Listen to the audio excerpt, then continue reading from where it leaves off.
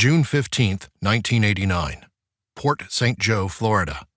A woman making her usual visit to the local convenience store notices something strange in the parking lot. A Polaroid photo facing down in an empty parking space by her car, the same space where she had seen a windowless Toyota cargo van prior to entering the store. She picks up the picture to find a disturbing image: a young boy and a teenage girl lying in the back of a van, arms tied behind their backs, gagged with black duct tape. The woman immediately calls the police, triggering a manhunt for the van, which would ultimately fail. Police had no clue where the van was or who the minors were in the photo. That July, the Polaroid was released on the TV program A Current Affair, which caught the attention of Patty Dole and David Calico, about 1,500 miles away in the state of New Mexico. They immediately believed the teen in the photo to be their missing daughter, Tara Calico. But was this truly Patty and David's daughter? What happened to her? And after more than 3 decades, are we any closer to finding Tara Calico? We'll dive into the unanswered questions and theories in this bizarre and tragic unsolved mystery. Join us for another Bad Things true crime case: the disappearance of Tara Calico. 19-year-old Tara Calico had a bright future and was beloved by her friends and family.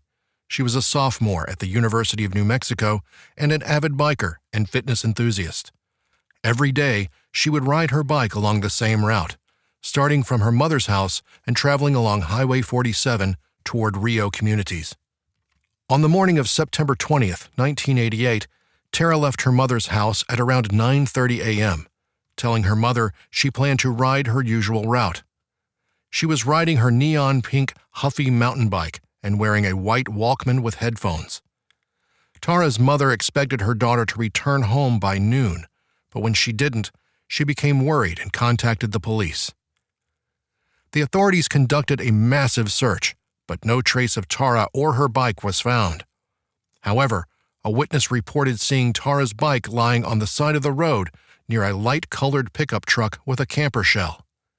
The witness also reported seeing a man and a woman driving the truck. The couple was described as being in their mid-20s with short hair, and the man had a mustache.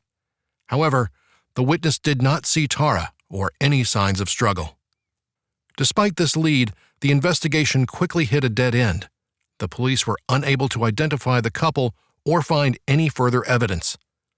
Later that day, after Tara's disappearance, her Walkman and cassette tape were found on the side of the road a few miles away from where her bike was found. The Walkman appeared to have been run over by a vehicle. Her hometown community of Belen banded together with local authorities to search the sweeping and desolate scrubland along Highway 47, but were unsuccessful. It wasn't until June 18, 1989, that the police would catch wind of another lead. Port St. Joe, Florida police released a Polaroid photo, hoping it would bring in new leads. The news was almost immediately swept into the national spotlight, which ultimately caught the attention of Patty Dole and David Calico. When they claimed the photo was of their daughter, local police sent it off to be analyzed. The boy in the picture has never been identified, but is believed to be 9-year-old Michael Henley, who disappeared only 75 miles from Tara's home. However, he couldn't be confirmed in the photo either. The photo was then sent to England to be analyzed by Scotland Yard, who concluded the woman was Calico. However, the Los Alamos National Laboratory disagreed. The FBI analysis of the photo was ultimately inconclusive. The only solid information they had was confirmed by the Polaroid company, which verified that the type of film used had only become recently available in May of 1989. Despite mixed results from investigators, Calico's parents believe it is clearly her image based on a few key pieces of evidence. For example, pictured in the photo beside the young woman is a paperback copy of V.C. Andrews' My Sweet Audrina, which was said to be a favorite book of Tara's. Her mother also noted a scar on the young woman's leg, which appeared identical to the one Tara had gotten in a car accident as a child. The Polaroid picture has become one of the most haunting and controversial pieces of evidence in the Tara Calico case. It has been analyzed and debated for years, with many experts claiming that the young woman in the picture is indeed Tara. However, others have dismissed the picture as a hoax. The inconclusive evidence has caused a swirl of theories over the years. While some go to the extreme, many have some patterns. We'll break some of those theories down now. One of the more basic theories that have circulated amongst investigators was that this was a simple car accident. Some believe Tara Calico was struck by a car while riding her bike along Highway 47, at which point the driver picked up her body so as to not be caught. This may be the case, but others believe that there's a more sinister reason for Tara Calico's disappearance. Online sleuths and some investigators believe Tara Calico may have been victim of the suspect David Parker Ray. He was a notorious serial killer known as the Toy Box Killer. Ray was arrested in 1999 for kidnapping and torture, and he was suspected of having killed many women. In a search of his property, the authorities found a cassette tape in which Ray talked about abducting a woman on a bike. However, there was no strong evidence linking Ray to Tara Calico's disappearance, and he died in prison in 2002. There was also the emergence of new photos which some believe are linked to the case. The first was located near a construction site in Montecito, California. It's a blurry photograph showing a young woman's face with tape covering her mouth and a light blue striped fabric behind her. The fabric seems similar to the photo in the Toyota van photo. However, this photo was taken on film that was not available until June of 1989.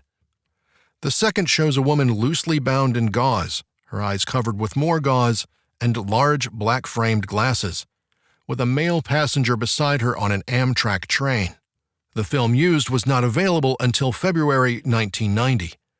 Investigators have had mixed reactions to these photos. On the other hand, Calico's mother believes the first photo does resemble Calico. Over the years, several suspects have emerged in the Tara Calico case. However, there is one in particular who stands out as the most likely, or who at least seems to be tied to the crime by the most evidence. This prominent suspect was Lawrence Romero, Jr., a convicted killer who was serving time in a New Mexico prison. He also happens to be the son of Sheriff Lawrence Romero, Sr. At the time, he was a drug dealer in the Belen area where Tara lived. Per public court documents, in 2013, a former inmate claimed that Romero had confessed to killing Tara Calico. However, Romero has denied any involvement in the case, and no physical evidence has been found linking him to the crime. It is believed that years later, Romero took his own life but left a note confessing to the crime. However, some believe that because he was the sheriff's son, it was covered up so no one would know he was the true killer. The inmate told investigators that Lawrence confessed to accidentally hitting Calico with his truck. At that point, he and 3 other males kidnapped her, killed her, then disposed of the body. As recently as October 1, 2019, the FBI announced they are offering a $20,000 reward for precise details on the disappearance of Tara Lee Calico, as well as any information that may lead to an arrest and conviction of those responsible. In September 2021, the Valencia County Sheriff's Office and the New Mexico State Police announced that they may have a new lead in the decades-old case. The focus was on a sealed warrant for an unknown private residence within Valencia County. That being said, no other information has come out in the past 2 years since that announcement. Despite all the theories and possible suspects, the case is still active, and police are still working to find Tara, wherever she may be. As of February 28, 2023, Tara would be 54 years old. Her friends and family continue to look for her to this day.